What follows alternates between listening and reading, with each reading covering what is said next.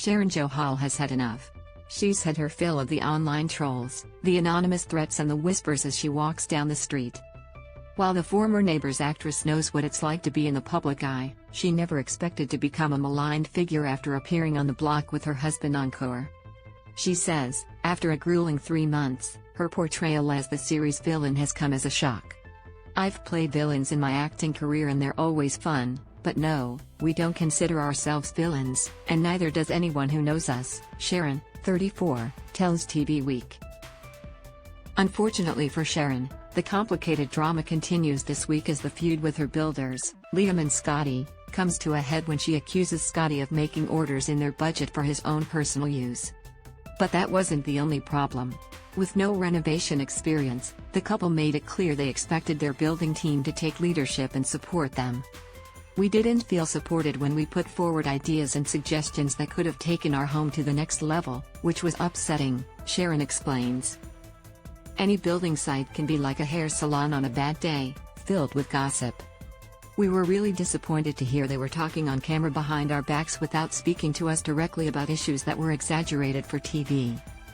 Thankfully, Foreman Keith and Dan are on House 3's side, even though Sharon and Ankur were caught gossiping about Keith, claiming he was helping them only when the cameras were rolling. After an apology, they quickly made up. "It felt good having them back us up knowing that they had the experience and knowledge to see the situation for what it was," she says.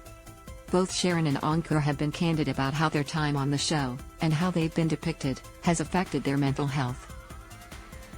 "I consider myself a pretty strong person, but this show is a challenge of strength, both mental and physical," Sharon says.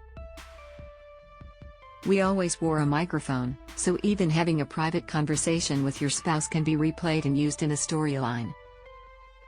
We were fatigued from non-stop work, sleep deprivation, no days off, not always eating well, freezing cold and sometimes having no access to hot showers, all the things that go into day-to-day self-care and well-being. Through it all, Sharon hopes that those watching the block can see her and Ankur for who they really are, everyday Australians. We're genuine and authentic, and wear our hearts on our sleeves because we see no shame in being vulnerable or showing our emotions," she shares. "We care and have passion. Despite the difficulties, the experience has had a silver lining. When we didn't think our relationship could get stronger or deeper, the connection between us has multiplied 1,000-fold," Sharon says.